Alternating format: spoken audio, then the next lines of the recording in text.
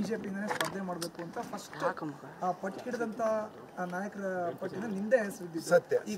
ಈಗ ಬಿಜೆಪಿಗೆ ಅದು ಕೈ ತಪ್ಪಿದೆ. ಜೆಡಿಎಸ್ ಅಂತ ಹೇಳಿದ್ರೆ ಹೈಕಮಾಂಡ್ ಒಪ್ಪಿದ್ದಾರೆ. ಈಗ ಮೇಲ್ಮಟ್ಟದಲ್ಲಿ ಇಡೀ ಕರ್ನಾಟಕಕ್ಕೆ 28 ಸೀಟ್ನಲ್ಲಿ 3 ಸೀಟು JDS ಬಿಟ್ಕೊಟ್ಟಿರುವಂಥದ್ದು.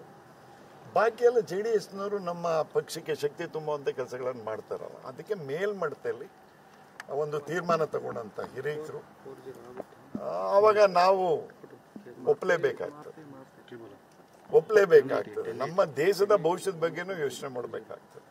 ನಮ್ಮ ಜಿಲ್ಲೆ ಅಭಿವೃದ್ಧಿಗೂ ನಾವು ಯೋಚನೆ ಮಾಡಬೇಕಾಗ್ತದೆ. ಪುಟ್ಟರಾಜಣ್ಣನು ಜಿಲ್ಲೆ ಬಗ್ಗೆ ಹೋರಾಟ ಮಾಡ್ಕೊಂಡ್ಬಂದಂಥವ್ರು. ಅವ್ರ ಜೊತೆ ನಾನು ಸಚಿವನಾದ ಮೇಲೂ ಮಂಡ್ಯ ಜಿಲ್ಲೆಗೆ ನಾವು ಜಲ್ ಜೀವನ್ ಮಿಷನ್ಗೆ 2,000 ಕೋಟಿಗಿಂತ ಹೆಚ್ಚು ಹಣವನ್ನು ಕೊಟ್ಟಿದ್ದೇವೆ.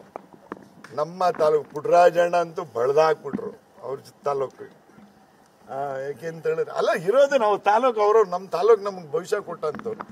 ನಾನು 1,800 ಕೋಟಿ ಅನುದಾನವನ್ನು ಪುಟ್ಟರಾಜಣ್ಣವರು ಕಾಪಿ ಹೊಡ್ಕೊಂಡು ತಂದಂಥವ್ನು ನಮ್ಮ ತಾಲೂಕು ಅಭಿವೃದ್ಧಿಗೆ. ನಮ್ಮ ಜಿಲ್ಲೆಯನ್ನು ಒಂದು ಉತ್ತಮ ಸ್ಥಾನಕ್ಕೆ ತಗೊಂಡು ಹೋಗ್ಬೇಕು. ಯಾಕೆಂದ್ರೆ ಮಂಡ್ಯ ಅಂದರೆ ಇಂಡಿಯಾದಲ್ಲ ನಾವು ಯಾವ ಮೂಲಿಗೆ ಹೋದ್ರೇನು ಮಂಡ್ಯ ಅಂತ ಹೇಳಿದ್ರೆ ಗುರುತಿಸುವಂಥ ನಾವು ಜಿಲ್ಲೆಯಲ್ಲಿ ನಾವೆಲ್ಲ ಜನ್ಮ ಪಡೆದಿದ್ದೀವಿ ಅಂತ ಹೇಳಿದ್ರೆ ಅದಕ್ಕಿಂತ ದೊಡ್ಡ ಹೆಮ್ಮೆ ಇಲ್ಲ ಅಂತ ಹೇಳಲಿಕ್ಕೆ ಬಯಸ್ತಾ ಇದ್ದೆ. ಜಿಲ್ಲೆ ಬಗ್ಗೆ ಹೋರಾಟ ಕೊಡಬೇಕಾಗ್ತದೆ, ಜಿಲ್ಲೆಯನ್ನು ಉತ್ತಮ ಸ್ಥಾನಕ್ಕೆ ತಗೊಂಡು ಹೋಗ್ಬೇಕಾಗ್ತದೆ ಅಂತೇಳಿ ನಾವು ಎಲ್ಲ ಒಂದಾಗಿ ಕೆಲಸ ಮಾಡುವಂಥ ಭಾವನೆಗಳನ್ನು ಉಳ್ಕೊಳ್ಳೋಣ ಅಂತೇಳಿ ನಾವು ಮಾಡಲಿಕ್ಕೆ